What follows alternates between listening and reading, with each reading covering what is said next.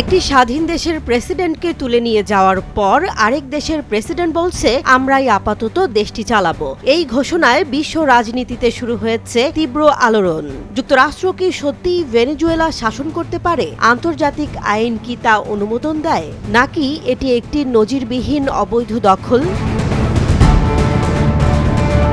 ভেনেজুয়েলার president Nicolas মাদুরোকে মার্কিন বাহিনীর তুলে নেয়ার পর যুক্তরাষ্ট্রের প্রেসিডেন্ট ডোনাল্ড ট্রাম্প ঘোষণা দেন আপাতত ভেনেজুয়েলা যুক্তরাষ্ট্রের তত্ত্বাবধানে চলবে। এই বক্তব্যের মাধ্যমে তিনি ইঙ্গিত দেন ভেনেজুয়েলার বর্তমান প্রশাসনকে যুক্তরাষ্ট্রের নির্দেশ মানতে বাধ্য করা হবে। এক সংবাদ সম্মেলনে ট্রাম্প বলেন, মাদুরোর ভাইস প্রেসিডেন্ট দেলসি রদ্রিগেজ যদি যুক্তরাষ্ট্রের শর্ত মেনে নেন তবে সেখানে মার্কিন সেনা পাঠানোর প্রয়োজন হবে না। তবে তিনি এটাও স্পষ্ট করেন দেশটির তেল স্বার্থ রক্ষায় প্রয়োজনে সামরিক পদক্ষেপ নিতে তিনি প্রস্তুত।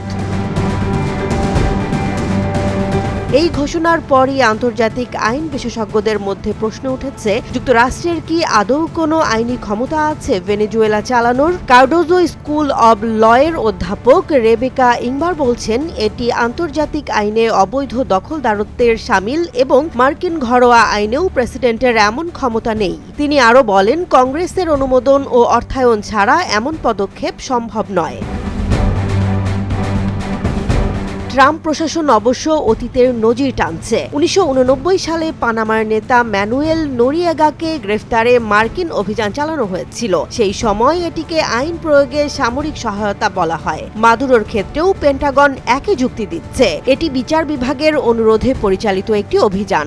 তবে পার্থক্য হল, নোরিয়েগাকে গ্রেফতারের পর যুক্তরাষ্ট্র পানামা সরাসরি শাসন করেনি। অন্যদিকে ট্রাম্প প্রশাসন বলছেন ভেনেজুয়েলা যুক্তরাষ্ট্রের তত্ত্বাবধানে চলবে। এই জায়গাতেই আইনি জটিলতা সবচেয়ে গভীর।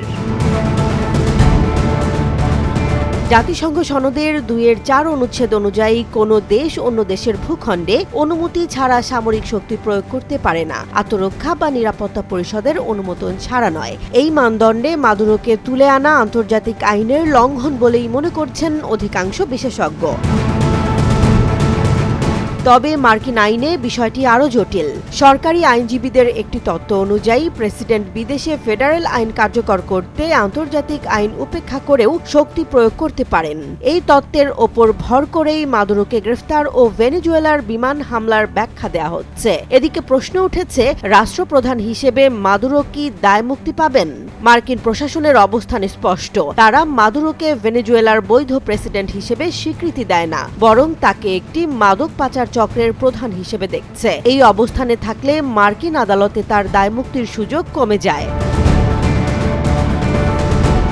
সব মিলিয়ে মাদুরোকে তুলে নেয়া এবং ভেনেজুয়েলা চালানোর ঘোষণা আন্তর্জাতিক আইন, রাষ্ট্রীয় সার্বভৌমত্ব এবং মার্কিন প্রেসিডেন্টের ক্ষমতার সীমা সবকিছুকেই নতুন করে প্রশ্নের মুখে ফেলেছে। আইন বিশেষজ্ঞদের মতে এই পদক্ষেপ আন্তর্জাতিক আইনে বৈধ নয়। আর যুক্তরাষ্ট্র আদৌ ভেনেজুয়েলা শাসন করতে পারবে কিনা তার উত্তর নির্ভর করবে আইন, কূটনীতি ও বৈশ্বিক প্রতিক্রিয়ার ওপর। জেসমিন জাহান, নিউজ ডেস্ক, জনবাণী।